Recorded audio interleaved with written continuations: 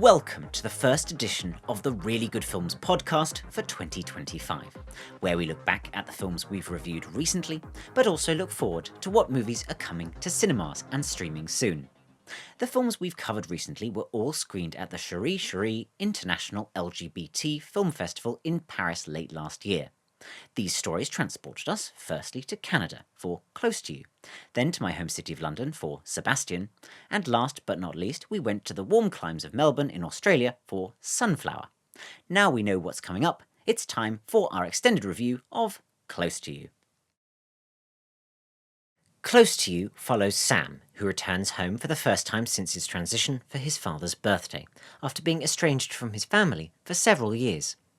Close to You attempts to depict the painful experience of Sam having to deal with his family, who are yet to fully accept his true identity. However, the film feels like it just scratches the surface of this conflict. The only character we can call an overt antagonist feels two-dimensional, and the disputes between him and Sam feel forced. There is also a secondary romantic storyline that seems to want to add more depth to Sam, but it ends up muddying the moral waters of our protagonist. Close to You leaves both of its storylines unfinished, meaning that while some may enjoy the emotional journey, many will leave the film feeling unsatisfied. However, there are some standout moments, most notably a heart-to-heart between Sam and his father. The film also features solid cinematography and performances. Ultimately, Close to You is sadly wasted potential and is therefore worth a skip. Next, it's time for the steamy drama Sebastian. Here's our extended review. Sebastian follows Max, a young aspiring writer in London who lives a double life as a sex worker under the pseudonym Sebastian in order to research his debut novel. Sebastian is not a film for the prudish, given its subject matter, and the film doesn't shy away from the nature of Max's encounters during his research. Some of the adult scenes in Sebastian can feel a bit too explicit, but they all serve the narrative.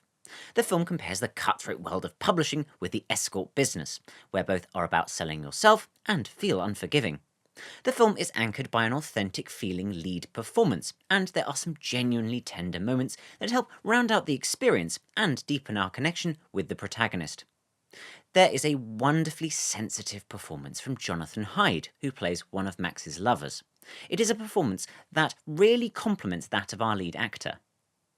Sebastian's ending may split audiences, as some may have preferred a neater romantic ending. However, what we get works with the theme of the film and its overall message about sex work as a profession. Sebastian is a refreshingly different journey of self-discovery that's worth checking out. Lastly, it's time for our extended review of Sunflower. Let's take a more detailed look at this heartfelt Aussie drama.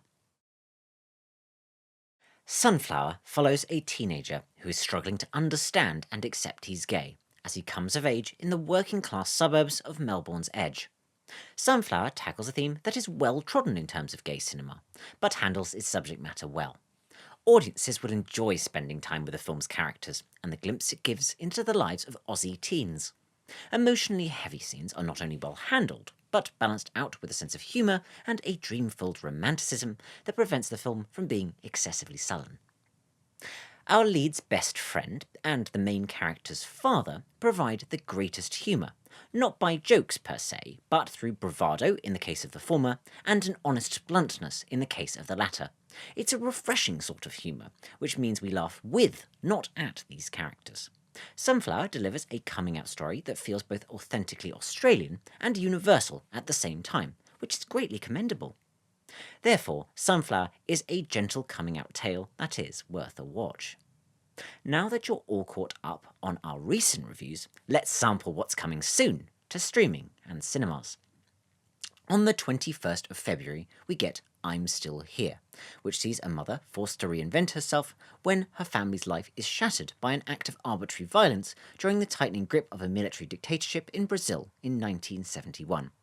I'm Still Here seems like it will be a harrowing experience that will show that the one light in the dark times the film depicts is the tenacity of the human spirit. It is a period of somewhat recent history that I'm not hugely familiar with, and so it will be interesting to learn about the struggles people's faced through the film. I'm sure that I'm Still Here will prove to be profoundly moving, and will be worth seeing as soon as you can. In stark contrast, also on the 21st of February, we get The Monkey, a comedy horror film. The Monkey follows twins Bill and Hal, who find their father's old toy monkey in the attic. Following the discovery, a series of horrifying deaths occur around them. The brothers dispose of the monkey and lose touch over time until a series of unexplained deaths resurface, and the brothers must reunite to destroy the cursed toy for good. The monkey appears like it doesn't take itself too seriously, and wisely so, with its cursed toy monkey villain. The trailer shows a good balance between tension and humour. So, if that can be maintained for the whole film, it will be a treat for comedy horror fans. Let's hope it lives up to those expectations.